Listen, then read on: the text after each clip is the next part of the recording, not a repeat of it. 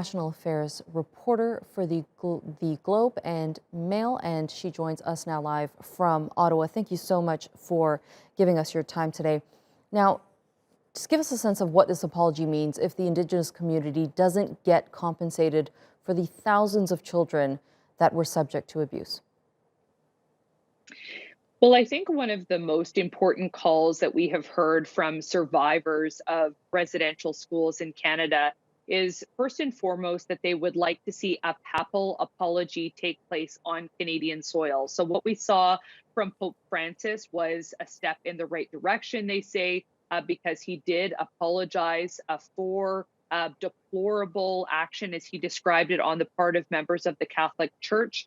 And he delivered that in Rome at the Vatican. But now there is this push for him to apologize again in Canada where these abuses took place. And in fact, this was one of 94 calls to action by a commission that studied the ongoing impacts of these schools, known as the Truth and Reconciliation Commission. You also highlighted an important piece, which of course is a piece around reparation, about compensation for harms that were suffered by students who attended the schools. And they have also articulated that essentially they will never be able to fully recover from what happened to them, because we know through, again, the Truth and Reconciliation Commission, that in addition to the deaths that took place at some of these schools and the bodies that have been discovered most recently, there was also widespread emotional, physical, and sexual abuse that also took place at these institutions. Mm-hmm.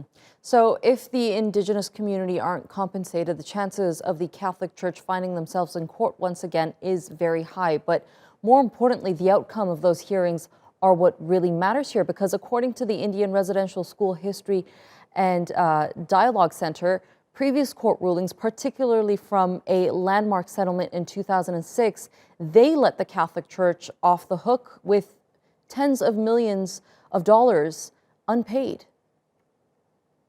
Yes, and this is one of the things that has really kind of unfolded in the background of the discoveries or findings of these unmarked graves in Canada. There has been this increased political pressure, in particular on the Catholic Church, to do more in the way of making good in terms of what they originally promised they were going to do. And you mentioned the fact that the church has been criticized for falling short of that.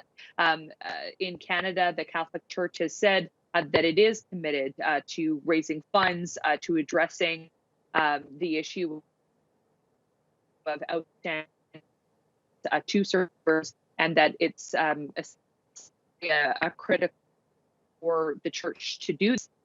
Fortunately, again, words only go so far. I think for survivors of these schools, the measurement will be in terms of what the church does in the way of action.